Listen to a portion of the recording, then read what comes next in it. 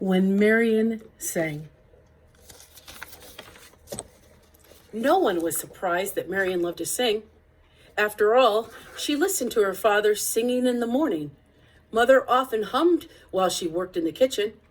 Sometimes Marian and her little sisters, Ethel, May, and Elise, sang songs all afternoon.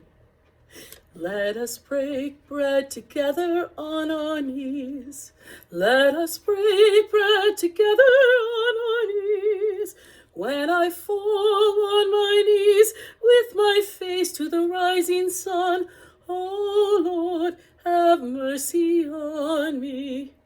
However, Marian's voice was distinct, strong, velvety, and able to climb more than 24 notes. That means she could sing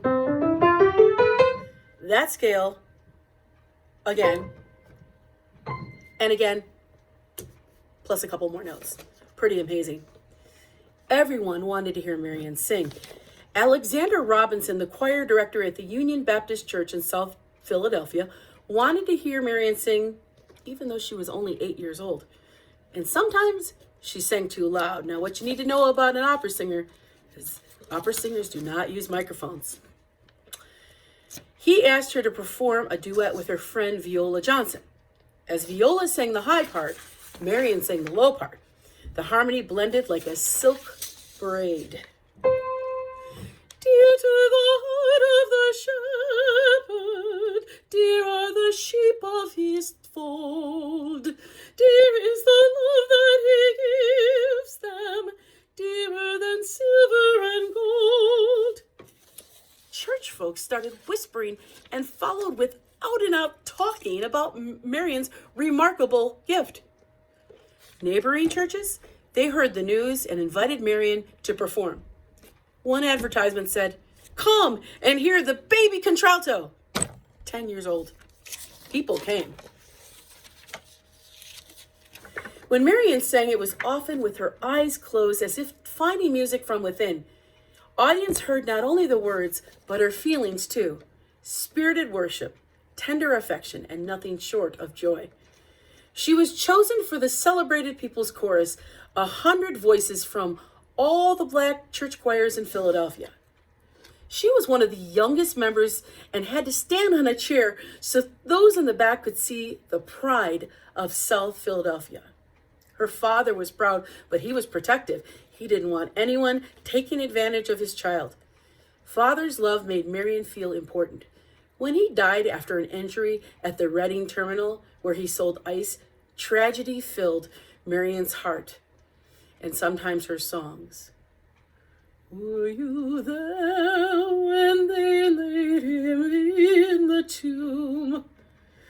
Were you there when they laid him in the tomb? Oh, sometimes it causes me to tremble, tremble, tremble. Were you there when they laid him in the tomb? Mother was happy for Marian's success, but reminded her that no matter what she studied, she should take a little time and do it well. Marian didn't need extra encouragement when it came to singing. She practiced her part of each song and often learned the other parts too. For her, music was serious business, and more than anything, she hoped someday to go to music school. Church members promised tuition for our Marian if she was accepted. Since Father's death, Marian worked odd jobs and sang in concert programs to help support her family. It wasn't until 1915, when Marian was 18, that she finally went to a music school and patiently waited in line for an application. But the girl behind the counter helped everyone except Marian. Was she invisible? Finally, the girl said, "We don't take colored." Her voice sounded like a steel door clanking shut. Marian knew about prejudice. She had seen the trolley drive past her family as they stood on the corner. She knew that her people were the last to be helped in a store, but she could not understand how anyone who was surrounded by the spirit and beauty of music, who could be so narrow-minded. She felt sick to her stomach and in her heart. Didn't they know that her skin was different, but her feelings were the same? Couldn't she be a professional singer if she was a Negro? With unwavering faith, Mother told her that there would be another way to accomplish what would she have done at that school. Marian believed her mother. She took voice lessons in her own neighborhood, continued with the choirs, and sometime performed at churches and colleges. When she saw the Metropolitan Opera production of Madame Butterfly, Marian thought of formal music education again. How wonderful it would be to sing on a grand stage, act out a dramatic role, and wear beautiful costumes. The passionate music inspired her, and she was determined to study. But opera was simply the sun and the moon, a dream that seemed too far away to reach. He's got the wind and the rain in his hand. He's got the sun and the moon right in his hand. He's got the wind and the rain right in his hand. He's got the whole world in his hand. As a young woman in her 20s, Marian was invited to many states to sing. Sometimes she traveled with her accompanist by train. That's the person who plays the piano for her. They were seated in dirty and crowded Jim Crow cars. When she arrived at her destination, she often sang the program twice to different audiences, one white and one black, or to segregated groups, whites in the best seats and blacks in the balcony. Many times she welcomed enthusiastically by her audience, and then she couldn't get a hotel room because of the color of her skin. No matter what humiliation she endured, Marian sang her heart with dignity. Her voice left audiences weeping and hushed in awe as they strained to hold on to the memory of every opulent note. When Israel was in Egypt land, let my people go. Oppressed so hard they could not stand, let my people go. Go down, Moses, way down in Egypt land. Tell, O Pharaoh, let my people go. Marian still wanted to advance her singing with master teachers. With the help of friends, she was granted an audition with the amazing Giuseppe Boghetti. When she arrived at his studio, Boghetti announced that he didn't have time for new students. Too afraid to even look at him, Marian took a deep breath. Slowly, she sang. Deep river, my home is over Jordan. Marian finally lifted her eyes. He said, I will make room for you right away. And I will only need 2 years with you. After that, you will be able to go anywhere and sing for anybody. Again, Marian's devoted church family raised money for her lessons.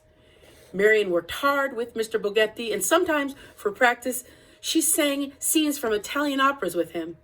Her recitals now included German songs, but other languages were difficult for her. She didn't simply want to sing beautiful words like dunkel, wie dunkel in Wald und die Feld, which would be German. She wanted to know what the words mean, dark, how dark in the woods or the fields. Other singers had gone overseas to develop their voices and learn foreign languages. Why not Marian? After all, Europe was different. She'd be able to sing to mixed audiences and travel without restrictions because of the color of her skin. Marian needed to grow, and her mother agreed. A bundle of trepidation and excitement, Marian boarded the Ile-de-France on October 1927. She had never been so far from her family. She knew her sisters would take good care of her mother, but she still felt twinges of homesickness. Sometimes I feel like a motherless child, a long way from home. Marian studied and eventually was invited to perform in concert in Norway, Sweden, Finland, and Denmark. The enthusiasm for her singing was so overwhelming that one newspaper in Sweden said, It's Marian fever. Audience applauded her in London, cheered in Paris, and pounded the stage for encores in Russia.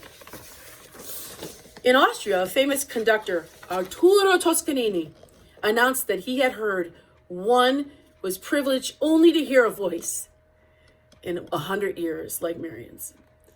Marian felt that she had finally achieved some success. She even asked her mother if there's anything she wanted to make her happy, because now Marian could afford to buy it for her. Mother said that all she wanted was God to hold Marian tight in the highest of his hands. It seemed like she was already there. Mr. Boghetti had been right. She could go anywhere and sing for anyone until she came home to the United States. In 1939, Howard University in Washington, D.C. booked a concert with Marian Anderson and looked for a big enough auditorium. They decided that 4,000-seat Constitution Hall would be perfect. But the manager said the hall wasn't available and no other dates were offered because white-only singers were the only ones who were allowed to perform. Marian's agent wrote to the hall manager pointing out that Marian was one of the greatest living singers of all time, but it did no good. Enraged fans wrote letters to the newspaper. In protest, Eleanor Roosevelt, the First Lady of the United States, resigned from the organization that sponsored Constitution Hall. Howard University then tried to reserve a large high school auditorium from an all-white school. Again, they were denied. New teachers were angry and marched in support of Marian in front of the Board of Education. A boiling pot was about to spill over. Wasn't there some place in the country's capital where Marian's voice could be heard? Committees formed and held meetings. Finally, with President Roosevelt's approval, the Department of Interior of the United States government invited Marian to sing on the steps of the Lincoln Memorial on Easter Sunday. Her country was offering her a momentous invitation, but she had concerns. Would people protest? Would it be dangerous? Would anybody come?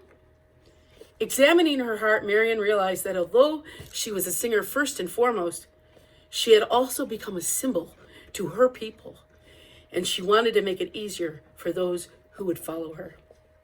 She said yes. Standing in the shadow of the statue of Lincoln, waiting to be called out, she read the engraved words, "This nation under God shall have a new birth of freedom." Marian looked down on a river of 75,000 people. Her heart beat wildly. Would she be able to sing one note? She took a deep breath and felt the power of her audience's goodwill. Marian's sisters were there. Her mother was there. She stood straight and tall. And she closed her eyes and she sang, "My country, 'tis of thee, sweet land of liberty, of thee I sing." A roaring cheer followed every song. At the end of the program, the people pleaded for more. For almost 16 years after the Lincoln Memorial performance, Marian sang for kings and queens, presidents and prime ministers, famous composers and conductors. She received medals, awards, honorary degrees for her magnificent voice. But there was still one place that she had not sung. When she was finally invited, a dream came true. Marian wondered how people would react. No black singer had ever done such a thing. She would be the first, but she didn't need to worry. After she signed the contract, somebody said, "Welcome home." On opening night, excitement charged the air. She was at the Metropolitan Opera House in New York. As she waited in the wings, the orchestra began. Her stomach fluttered. She walked onto the grand stage, trembling.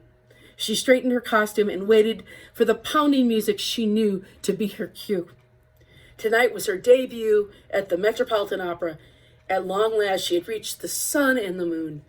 The curtain parted, and Marian sang.